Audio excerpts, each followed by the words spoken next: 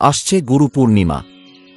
এই সাদা জিনিস মা লক্ষ্মীকে নিবেদন করলে কাটবে দারিদ্র্য, চুম্বকের টানে হবে টাকার পাহাড়। নমস্কার বন্ধুগণ, আমার এই ইউটিউব চ্যানেলে আপনাদের স্বাগত জানাই। আজকের এই ভিডিওটিতে আমি আপনাদের গুরু পূর্ণিমা নিয়ে কিছু মূল্যবান বাস্তুশাস্ত্রের কথা বলবো, যা আপনাদের জানা খুবই প্রয়োজন। গুরু পূর্ণিমার দিন আপনারা যদি এই সহজ কাজ করতে পারেন, তাহলে আপনাদের জীবনেও পরিবর্তন ঘটবে। এবং এই ভিডিওটির মধ্যেই আমি শ্রাবণ মাসের কিছু মূল্যবান বাস্তুশাস্ত্রের কথা বলবো, যা আপনাদের জানা খুবই প্রয়োজন। আজকের এই মূল্যবান ভিডিওটি অবশ্যই শেষ পর্যন্ত দেখবেন এবং কমেন্টে জয় শ্রীকৃষ্ণ, জয় শ্রীরাম, হর হর মহাদেব অবশ্যই লিখবেন। তাছাড়া ভিডিওটি নিজের বন্ধু বান্ধব এবং আত্মীয় স্বজনদের সাথে অবশ্যই শেয়ার করবেন, যাতে ওনারাও উপকৃত হতে পারেন। সনাতনী মতে অত্যন্ত গুরুত্বপূর্ণ তিথি হল গুরু পূর্ণিমা। শ্রাবণ মাসের পূর্ণিমা তিথিকে গুরুর প্রতি শ্রদ্ধা নিবেদনে উৎসর্গ করা হয়। গুরু পূর্ণিমা তিথিকে ব্যাস পূর্ণিমাও বলা হয়। এই তিথিতে পালনীয় বিশেষ কিছু নিয়ম এবং আচার আচরণ আছে। প্রচলিত বিশ্বাস, সেগুলি মেনে চললে জীবনে ধন সম্পদ, শ্রী ও সৌভাগ্যের অভাব ঘটে না, বলছেন জ্যোতিষ বিশারদ নন্দকিশোর মুদগল। এই তিথিতে বাড়ির প্রধান দরজায় মা লক্ষ্মীর পদচিহ্ন অবশ্যই আঁকবেন। বাড়িতে এই পদচিহ্নে কোনো ধাতব রূপ থাকলে সেটি উত্তর দিকে রেখে তার সামনে আঁকুন মা লক্ষ্মীর পদচিহ্ন। এতে দারিদ্র্য দূর হয়ে ভালো হয় অর্থভাগ্য। এই শুভ তিথিতে দেবী লক্ষ্মীর কাছে অর্পণ করুন নারকেলের তৈরি কোনো মিষ্টান্ন। গুরু পূর্ণিমার সন্ধ্যায় ধূপ দ্বীপ সহকারে পুজো করুন।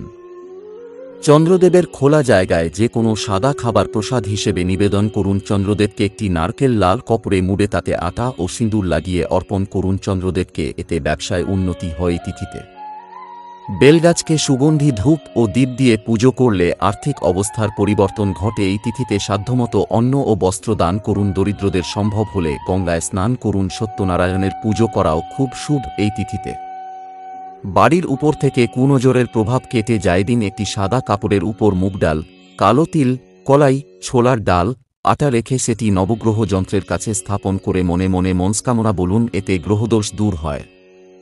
নবগ্রহ যন্ত্রে তিলক কাটতে ভুলবেন না। শুকনো লঙ্কাই ফেরাবে সংসারের হাল দূর, অর্থ কষ্ট কাটবে, বাস্তু দোষ ব্যবহার জানলে টাকার পাহাড়ে বসবেন। শত্রুদের দমন করতে 7টা শুকনো লঙ্কা সুতোয় বেঁধে ঘরের যে কোনো কোণায় ঝুলিয়ে দিতে হবে। এতেই সব ঝামেলা থেকে মুক্তি মিলবে। চাকরির ইন্টারভিউ বা কোনো কাজে সাফল্য চাইলে 5টি শুকনো লঙ্কা দরজার সামনে রেখে বেরোনোর সময় এই লঙ্কাগুলি পা দিয়ে চেপে হেঁটে গেলে সব কাজে সাফল্য আসবে। শিশুর যদি খারাপ নজর লেগে থাকে, তবে 7টি শুকনো লঙ্কা ও কয়েকটি কালো সর্ষে হাতে নিয়ে শিশুর গোটা শরীরের পা থেকে মাথা পর্যন্ত নিঃশ্বাস বন্ধ করে 7 বার বুলিয়ে দিন। এবার এই লঙ্কা আগুনে দিয়ে দিতে হবে। গন্ধ বের না হলে বুঝতে হবে নজর মুক্ত। বাড়ির প্রধান দরজার উপরে শুকনো লঙ্কা ও লেবু ঝুলিয়ে রাখলে সেই বাড়িতে কোনো প্রকার নেগেটিভ এনার্জি প্রবেশ করতে পারে না। এতে জীবন হয়ে ওঠে সুখময়। এমনকি শত্রু দমন করতে কোনো এক রাতে 5টি শুকনো লঙ্কা মাটির নিচে পুঁতে দিতে হবে এবং পোঁতার সময় শত্রুর নাম মনে মনে বলতে হবে। এতে শত্রু দমন হবে, ভালো ফল মিলবে অতি সহজেই। লবঙ্গ আর ছোট এলাচ, ব্যাস। শ্রাবণের প্রতি সোমবার করুন বিশেষ এই কাজ, মিরাকল ঘটবে। বুধবার থেকে শুরু হচ্ছে শ্রাবণ মাস। শিবভক্তদের কাছে শ্রাবণ মাসের সোমবার অত্যন্ত মাহাত্ম্যপূর্ণ, কারণ এমনিতেই শ্রাবণ মহাদেবের প্রিয় সময়, তার উপর সোমবার হল শিবের দিন। এই দিনে মহাদেবের আরাধনা করলে সহজেই তাঁকে তুষ্ট করা যায়। প্রচলিত বিশ্বাস অনুসারে শ্রাবণ মাসের সোমবারে উপবাস রেখে শিব পুজো করলে জীবনের সব দুঃখ কষ্ট দূর হয়, ফলে জীবনে সুখ ও সমৃদ্ধি লাভ করা যায়। শ্রাবণ মাসের সোমবার অবিবাহিত নারী ও পুরুষদের জন্য অত্যন্ত গুরুত্বপূর্ণ। শ্রাবণ মাসের সোমবার এই কাজগুলি করলে মনের মতো জীবনসঙ্গী লাভ করা সম্ভব।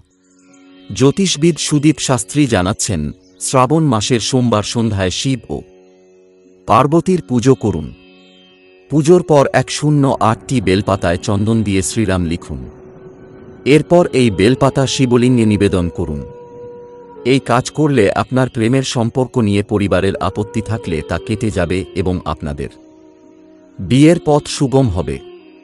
শ্রাবণ মাসের সোমবারে শিবলিঙ্গের জলাভিষেকের বিশেষ গুরুত্ব রয়েছে। যাদের বিয়ের পথে বারবার বাধা সৃষ্টি হচ্ছে তারা এদিন শিবলিঙ্গে জাফরান মিশ্রিত দুধ নিবেদন করুন। মনে করা হয় এর ফলে বিয়েতে যাবতীয় বাধা কেটে যাবে এবং আপনি নিজের মনের মতো জীবনসঙ্গী খুঁজে পাবেন।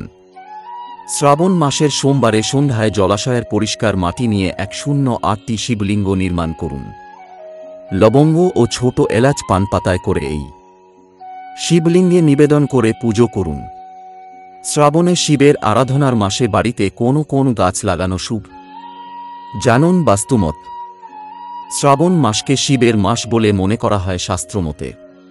এই মাসে বাস্তুশাস্ত্রমতে বহু ধরনের টিপস দেওয়া হয়। বাস্তুমতে নানান ধরনের পরামর্শ দেওয়া হয় সংসারে উন্নতি ও সমৃদ্ধি সাধন করতে। তেমনি শ্রাবণ মাসে বেশ কিছু গাছের কথা বলা হয় যা শ্রাবণ মাসে বাড়িতে পুঁতলে তা সংসারে সুখ সমৃদ্ধি আনে বলে বাস্তুশাস্ত্রমতে মনে করা হয়। দেখা যাক শ্রাবণ মাসে বাড়িতে কোন কোন গাছ পুঁতলে তা শুভ তা দেখা যাক। তুলসী। বাড়িতে শ্রাবণ মাসে তুলসী গাছ পোঁতা খুবই শুভ। তুলসী গাছ বাড়ির উত্তর দিকে লাগানো শুভ বলে দাবি বহু বাস্তুশাস্ত্রবিদের। এছাড়াও পূর্ব দিকে তুলসী গাছ পোঁতা খুবই শুভ। এর হাত ধরে ঘরে লক্ষ্মীর প্রবেশ হয়, সঙ্গে বিষ্ণুরও কৃপা আসে এই গাছের হাত ধরে। শমী গাছ। বলা হয় বাড়িতে শমী গাছের চারা থাকলে তা ফলদায়ী হয়। বাড়িতে শমী গাছ পুঁতলে তা শনিদেবের কৃপা আসে বলে মনে করা হয়।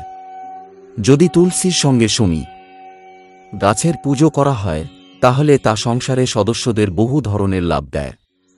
কলা গাছে। শ্রাবণে বাড়িতে লাগাতে পারেন কলা গাছ।